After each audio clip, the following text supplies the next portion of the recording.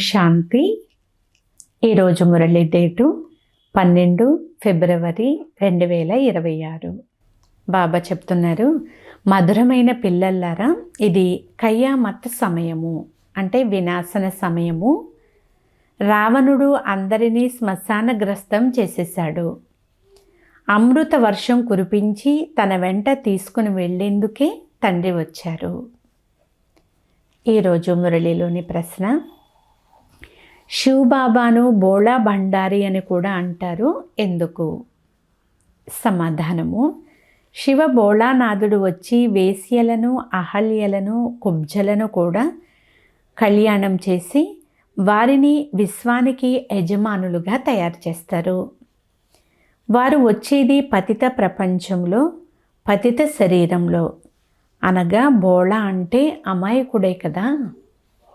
బోళా తండ్రి ఆదేశం ఏమిటి అంటే, మధురమైన పిల్లలు ఇప్పుడు అమృతం త్రాగండి, వికారాలు అనే విషమును వదిలేయండి.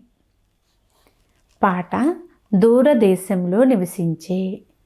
ఓం శాంతి.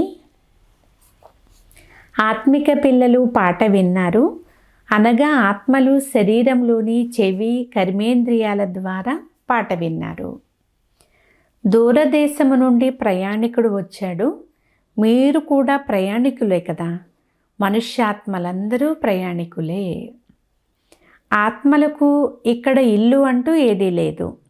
ఆత్మలు నిరాకారము, నిరాకార ప్రపంచంలో నివసించే నిరాకార ఆత్మలు. దానిని నిరాకార ఆత్మల ఇల్లు లేక దేశము లేక లోకము అని అంటారు. దీనిని జీవాత్మల దేశము అని అంటారు. అది ఆత్మల దేశము.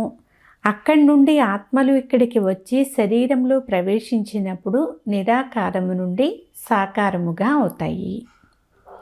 ఆత్మకు రూపమే లేదు అని కాదు, దానికి రూపమే కాక పేరు కూడా ఉంది. ఇంత చిన్న ఆత్మ ఈ శరీరం ద్వారా ఎంత పెద్ద పాత్రను చేస్తుంది. ప్రతి ఆత్మలో పాత్రను అభినయించేందుకు ఎంతో రికార్డు నింపబడి ఉంది. రికార్డు ఒక్కసారి నిండుతుంది, తరువాత ఎన్నిసార్లు రిపీట్ అయినా అది నడుస్తూనే ఉంటుంది. అదేవిధంగా ఆత్మ కూడా ఈ శరీరం లోపల ఒక రికార్డు. అందులో 84 జన్మల పాత్ర నిండి ఉంది. తండ్రి ఎలాగైతే నిరాకారులో అలా ఆత్మ కూడా నిరాకారమే. అక్కడక్కడ ఆత్మ నామరూపాల నుండి భిన్నముగా ఉంది అని శాస్త్రాలలో వ్రాశారు. కానీ నామరూపాలు లేకుండా ఏ వస్తువు ఉండదు. ఆకాశము కూడా శూన్యమే, కానీ దానికి ఆకాశము అనే ఒక పేరు అయితే ఉంది కదా. పేరు లేకుండా ఏ వస్తువు ఉండదు. మనుషులు పరంపిత పరమాత్మ అని అంటారు. దూరదేశంలో ఆత్మలన్నీ కూడా ఉంటాయి. ఇది సాకార దేశము. ఇందులో కూడా ఇరువురి రాజ్యము నడుస్తుంది. రామరాజ్యము, రావణ రాజ్యము. అర్ధకల్పం రామరాజ్యము, అర్ధకల్పం రావణ రాజ్యము. తండ్రి పిల్లల కొరకు ఎప్పుడూ కూడా దుఃఖ రాజ్యాన్ని అయితే తయారు చెయ్యరు. ఈశ్వరుడే సుఖాన్ని దుఃఖాన్ని రెండిటిని ఇస్తారు అని అంటారు. తండ్రి తెలియచేస్తున్నారు, నేను పిల్లలకు ఎప్పుడూ కూడా దుఃఖాన్ని ఇవ్వను. నా పేరే దుఃఖహర్త సుఖకర్త. ఇది మనుష్యుల పొరపాటు. ఈశ్వరుడు ఎప్పుడూ కూడా ఎవరికి దుఃఖాన్ని ఇవ్వరు. ఈ సమయంలో ఉండేదే దుఃఖధామము. అర్ధకల్పం రావణ రాజ్యంలో దుఃఖమే దుఃఖాన్ని అనుభవిస్తారు. ఏమాత్రం కొంచెము కూడా సుఖం అనేది ఉండదు. సుఖధామములో కొంచెము కూడా దుఃఖం అనేది ఉండదు. తండ్రి స్వర్గాన్ని రచిస్తారు. ఇప్పుడు మీరు సంగమ యుగంలో ఉన్నారు. దీనిని నూతన యుగమని ఎవ్వరూ అనరు. నూతన యుగం పేరే సత్యయుగము. అదే మళ్ళీ తిరిగి పాతదిగా అయిపోతుంది. పాతదిగా అయినప్పుడు దానిని కలియుగము అని అంటారు. కొత్త వస్తువు మంచిగా ఉంటుంది, పాత వస్తువు చెడిపోయిందిగా కనిపిస్తుంది. కావున పాత వస్తువును తీసేస్తారు, మనుషులు విషాన్ని సుఖముగా భావిస్తూ ఉంటారు. అమృతాన్ని వదిలి విషాన్ని అసలు ఎందుకు త్రాగాలి? ఇలా గాయనము కూడా ఉంది కదా, మీ మంచిలో అందరి మంచి ఇమిడి ఉంటుంది అని అంటారు. మీరు వచ్చి ఏం చేస్తారో దాని వలన మేలే జరుగుతుంది, లేకుంటే రావణ రాజ్యంలో మనుషులు చెడు కర్మలే చేస్తూ ఉంటారు. గురునానక్ వచ్చి 500 సంవత్సరాలు అయింది. వారు మళ్ళీ ఎప్పుడు వస్తారో పిల్లలకు తెలిసిపోయింది. కానీ వారు నానక్ ఆత్మ జ్యోతిలో కలిసిపోయింది అని అంటారు. అలా కలిస్తే మళ్ళీ ఎలా వస్తారు? ఇప్పటి నుండి 4500 సంవత్సరాల తర్వాత మళ్ళీ గురునానక్ వస్తారు అని మీరు అంటారు. మీ బుద్ధిలో మొత్తం ప్రపంచం యొక్క చరిత్ర, భూగోళం ఒక చక్రం వలె తిరుగుతూ ఉంటుంది. ఇప్పుడైతే అన్నీ తమో ప్రధానంగానే ఉన్నాయి. దీనిని కయ్యామత్ సమయము అంటే వినాశన సమయము అని అంటారు. మానవులందరూ ప్రాణం లేని వారి వలె, మరణించిన వారి వలె పడి ఉన్నారు. అందరి జ్యోతులు కూడా ఆరిపోయి ఉన్నాయి. అందరినీ మేలుకొల్పేందుకే మళ్ళీ తండ్రి వస్తారు. కామచితిపై కూర్చుని భస్మమైపోయిన వారిపైన అమృత వర్షం కురిపించి మేలుకొలిపి వెంట తీసుకుని వెళ్తారు. మాయా రావణుడు కామచితిపై కూర్చోబెట్టి శ్మశానం పాలు చేసేశాడు. అందరూ నిద్రపోయారు. ఇప్పుడు తండ్రి జ్ఞానామృతం త్రాగిస్తారు. జ్ఞానామృతం ఎక్కడ, నీరు ఎక్కడ? సిక్కుల పండుగలు మరియు ఉత్సవాల రోజుల్లో చాలా ఆడంబరంగా వారి యొక్క సరోవరాన్ని శుభ్రం చేస్తారు. మట్టినంతా తీసేస్తారు. అందుకే దానికి అమృతసర్ అని పేరు పెట్టారు. అమృత సరోవరము. గురునానక్ కూడా తండ్రిని మహిమ చేశారు. వారు స్వయంగా ఏక్ ఓంకార్ సత్యనామ్ అని అనేవారు. వారు సదా సత్యమునే చెప్తారు. సత్యనారాయణ కథ ఉంది కదా, మనుషులు భక్తి మార్గంలో ఎన్నో కథలు వింటూ వచ్చారు. అమర కథ, తీజరీ కథ ఇలా చెప్తారు. శంకరుడు పార్వతీకి కథ వినిపించారు అని అంటారు. శంకరుడు సూక్ష్మవతనంలో ఉంటాడు. అక్కడ ఏ కథను ఎలా వినిపిస్తారు? ఈ విషయాలన్నీ తండ్రి కూర్చుని అర్థం చేస్తున్నారు. వాస్తవంలో మీకు అమర కథను వినిపించి అమరలోకానికి తీసుకుని వెళ్ళేందుకు నేను వచ్చాను. మృత్యులోకము నుండి అమరలోకానికి తీసుకుని వెళ్తాను. అంతేకాని సూక్ష్మవతనంలో పార్వతి ఏం తప్పు చేసిందని ఆమెకు అమర కథను వినిపిస్తారు? శాస్త్రాలలో అయితే అనేక కథలు వ్రాసేశారు. సత్యనారాయణని సత్యమైన కథ లేనే లేదు. మీరు ఎన్ని సత్యనారాయణ కథలు విని ఉంటారు? అయినా సత్యనారాయణుడుగా ఎవరైనా అయ్యారా? ఇంకా క్రిందికి దిగుతూనే వచ్చారు. ఇప్పుడు మనము నరుడి నుండి నారాయణుడుగా, నారి నుండి లక్ష్మిగా తయారవుతామనేది మీరు అర్థం చేసుకున్నారు. ఇది అమరలోకంలోకి వెళ్ళేందుకు సత్యమైన సత్యనారాయణ కథ, తీజరీ కథ. ఆత్మలైన మీకు ఇప్పుడు జ్ఞానము అనే 3వ నేత్రం లభించింది. తండ్రి అర్థం చేయిస్తున్నారు. మీరు సుగంధభరిత పుష్పాల వలె పూజ్యులుగా ఉండేవారు. 84 జన్మల తరువాత మళ్ళీ మీరే పూజారులుగా అయిపోయారు. అందుకు మీరే పూజ్యులు, మీరే పూజారులు అని గాయనం చేయబడింది. తండ్రి అంటున్నారు, నేను సదా పూజ్యుడను. నేను వచ్చి మిమ్మల్ని పూజారుల నుండి పూజ్యులుగా తయారు చేస్తాను. ఇది పతిత ప్రపంచము. సత్యయుగంలో పూజ్య పావన మనుష్యులు ఉంటారు. ఈ సమయంలో పూజారులైన పతిత మనుష్యులు ఉంటారు. సాధు సత్పురుషులు పతిత పావన సీతారామని పాట పాడుతూ ఉంటారు. ఇది సరి అయిన పదమే. పిల్లలందరూ వధువులు, ఓ రామ మీరు వచ్చి మమ్మల్ని పావనంగా చెయ్యండి అని అంటారు. భక్తులందరూ పిలుస్తారు. ఆత్మ ఓ రామ అని పిలుస్తుంది. గాంధీ గారు కూడా గీతను వినిపించి పూర్తి చేయనప్పుడు ఓ పతిత పావన సీతారామ అని పిలిచేవారు. ఇప్పుడు మీకు తెలుసు గీత కృష్ణుడు వినిపించింది కాదు అని తండ్రి అంటున్నారు. ఈశ్వరుడు సర్వవ్యాపి కాదు. ఈ అభిప్రాయమును మీరు తీసుకుంటూ ఉండండి. అంటే జ్ఞానమును అర్థం చేయించి తరువాత వారి నుండి ఒపీనియన్ తీసుకోండి. గీతా భగవానుడు కృష్ణుడు కాదు, శివుడు. మొదట అసలు గీతా భగవానుడు ఎవరు అని అడగండి. భగవంతుడు నిరాకారమా లేక సాకారమా అని అడగండి. కృష్ణుడు సాకారుడు, శివుడు నిరాకారుడు. ఆయన కేవలం ఈ శరీరాన్ని అప్పుగా తీసుకుంటారు. తల్లి గర్భంలో జన్మించరు. శివునికి సొంత శరీరం లేనే లేదు. ఈ మనుష్యలోకంలో స్థూల శరీరం ఉంటుంది. తండ్రి వచ్చి పిల్లలకు సత్యమైన సత్యనారాయణ కథను వినిపిస్తున్నారు. తండ్రి మహిమ పతిత పావనుడు, సర్వుల సద్గతి దాత, సర్వుల ముక్తిదాత, దుఃఖహర్త, సుఖకర్త. అయితే సుఖము ఎక్కువ ఉంటుంది. ఎక్కడైతే ఇప్పుడు సుఖం లేదు, సుఖం మరొక జన్మలో లభిస్తుంది. ఈ పాత ప్రపంచం సమాప్తమై స్వర్గస్థాపన జరిగినప్పుడు సుఖం లభిస్తుంది. అప్పుడు దేని నుండి ముక్తిని కలుగచేస్తారు?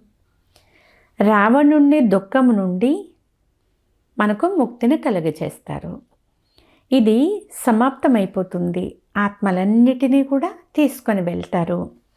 మొదట ప్రియుడు, వారి వెనుక ప్రేయస్సులు వెళ్తారు. వారు అవినాశి అందమైన ప్రియుడు కదా. అందరినీ దుఃఖము నుండి విడిపించి పవిత్రముగా చేసి ఇంటికి తీసుకొని వెళ్తారు. పెళ్ళి చేసుకుని వచ్చినప్పుడు ముందు పతి ఉంటాడు, అతని వెనుక పత్ని ఉంటుంది కదా. ఆ తరువాత ఊరేగింపులో ఉన్న వారందరూ ఉంటారు. ఇప్పుడు మీ మాల కూడా అలాగే ఉంది. పైన పుష్పము శివబాబా, దానికి నమస్కరిస్తారు. ఆ తరువాత యుగల్ పూస బ్రహ్మ సరస్వతి, ఆ తరువాత బాబాకు సహాయకారులైన మీరు ఉంటారు. పుష్పమైన శివబాబా స్మృతి ద్వారానే సూర్యవంశ విష్ణుమాలగా తయారయ్యారు. బ్రహ్మ సరస్వతులే లక్ష్మీనారాయణులుగా అవుతారు. మళ్ళీ లక్ష్మీనారాయణులే బ్రహ్మ సరస్వతులుగా అయిపోతారు. వీరు శ్రమ చేశారు, అందుకే కదా పూజింపబడుతున్నారు. మాల అంటే ఏమిటో ఎవ్వరికీ తెలియదు. కేవలం మాల తిప్పుతూ ఉంటారు. 16,108 మాల కూడా ఉంది. పెద్ద పెద్ద దేవాలయాలలో ఉంటుంది. మాలను ఒక్కొక్కరు ఒక్కొక్క చోట నుండి పట్టుకొని తిప్పుతూ ఉంటారు. బాబా అంటే బ్రహ్మబాబా బొంబాయిలో లక్ష్మీనారాయణల మందిరానికి వెళ్ళేవారు. అక్కడికి వెళ్ళినప్పుడు మాలను తిప్పేవారు. తిప్పినప్పుడు రామారామ అని జపించేవారు. ఎందుకంటే ఒక్క పుష్పము మాత్రమే తండ్రి కదా. పుష్పాన్ని మాత్రమే రామ రామ అని అంటారు. మాల పూర్తి అయిన తరువాత తల వంచి నమస్కరిస్తారు. జ్ఞానమైతే ఏమాత్రమూ లేదు. ఫాదరీలు కూడా చేతిలో మాల తిప్పుతూ ఉంటారు. ఎవరి మాల తిప్పుతున్నారు అని ఒక్కసారి వాళ్ళను అడిగి చూడండి. వారికి కూడా పూర్తిగా తెలియనే తెలియదు. యేసుక్రీస్తు స్మృతిలో తిప్పుతున్నాము అని అంటారు. అసలు యేసుక్రీస్తు ఆత్మ ఇప్పుడు ఎక్కడ ఉంది అనేది కూడా వారికి తెలియదు. యేసుక్రీస్తు ఆత్మ ఇప్పుడు తమో ప్రధానంగా ఉంది అని మీకు తెలుసు. మీరు కూడా తమో ప్రధాన బికారులుగా ఉండేవారు. కానీ ఇప్పుడు బికారుల నుండి రాకుమారులుగా అవుతున్నారు. భారతదేశము రాకుమారుని వలె ఉండేది, కానీ ఇప్పుడు బికారీగా అయిపోయింది. మళ్ళీ రాకుమారునిగా అవుతుంది. అలా తయారు చేయవారు తండ్రి. మీరు మనుష్యుల నుండి రాకుమారుల వలె తయారవుతారు. రాకుమారుల కాలేజీ కూడా ఒకటి ఉండేది. అక్కడికి వెళ్ళి రాకుమారులు రాకుమార్తెలు చదువుకునేవారు. మీరు ఇక్కడ చదువుకొని 21 జన్మలకు స్వర్గంలో రాకుమారుడు రాజకుమార్తెలుగా అవుతారు. శ్రీకృష్ణుడు రాజకుమారుడు కదా. వారికి 84 జన్మల కథ లిఖింపబడింది. మనుషులకి ఏం తెలుసు? ఈ విషయాలు కేవలం మీకు మాత్రమే తెలుసు. భగవాను వాచ, నేను అందరికీ తండ్రిని. మీరు ఇప్పుడు గాడ్ ఫాదర్ ద్వారా వింటున్నారు. వారు స్వర్గ స్థాపన చేస్తారు. దానిని సత్యఖండము అని అంటారు. ఇదైతే అసత్యఖండము. తండ్రి సత్యఖండాన్ని స్థాపన చేస్తారు. అసత్యఖండాన్ని రావణుడు స్థాపన చేస్తాడు. రావణుని రూపాన్ని తయారు చేస్తారు, కానీ దాని అర్థము ఏమాత్రం తెలియదు. అసలు రావణుడు అంటే ఎవరో ఎవ్వరికీ తెలియదు. రావణుణ్ణి చంపుతారు, కానీ మళ్ళీ జీవిస్తాడు. వాస్తవానికి స్త్రీలోని 5 వికారాలు, పురుషుల్లోని 5 వికారాలు, దీనినే 10 తలల రావణుడు అని అంటారు. వాటిని చంపుతారు. రావణుణ్ణి చంపి బంగారము దోచుకుంటారు. ఇది ముళ్ళ అడవి అని పిల్లలైన మీకు తెలుసు. బొంబాయిలో బబుల్నాథ్ మందిరం కూడా ఉంది. తండ్రి వచ్చి ముళ్ళును పుష్పాలుగా తయారు చేస్తారు. అందువల్లే అతనిని బబుల్నాథుడు అని మహిమ చేస్తారు. అందరూ ఒకరినొకరు ముళ్ళు గుచ్చుకుంటూ ఉంటారు, అనగా కామ ఖడ్గాని ఉపయోగిస్తూ ఉంటారు. అందువలన దీనిని ముళ్ళ అడవి అని అంటారు. సత్యయుగాన్ని అల్లా తోట అని అంటారు. అవే పుష్పాలు మళ్ళీ ముళ్ళుగా అయిపోతాయి, ముళ్ళు మళ్ళీ పుష్పాలుగా అవుతాయి. ఇప్పుడు మీరు 5 వికారాలపైన విజయాన్ని పొందుతారు.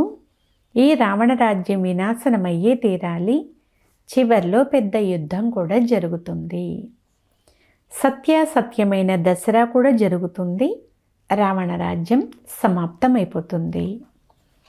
తరువాత మీరు లంకను దోచుకుంటారు. మీకు బంగారపు భవనాలు లభిస్తాయి.